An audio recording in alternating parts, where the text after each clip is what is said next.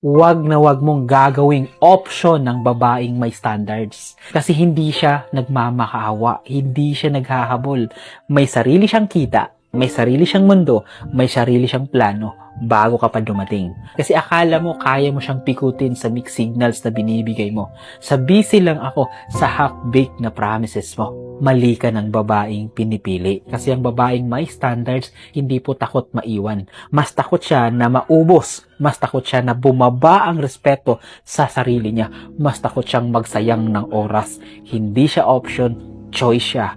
Once. Kaya kapag ginawa mo siyang option, hindi siya makikipag-compete, hindi siya makikipaglaban sa ibang babae, hindi siya mag-a-adjust para magkasya sa gulo mo.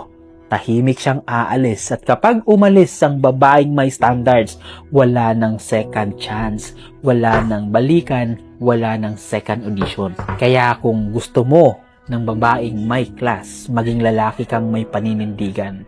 Kung gusto mo ng loyal, maging consistent ka. Gusto mo ng babae na mataas ang value, taasan mo rin ng sayo.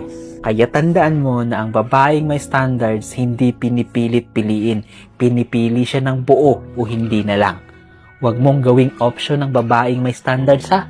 Dahil kapag nagdesisyon siyang hindi ka na option, hindi ka na babalikan.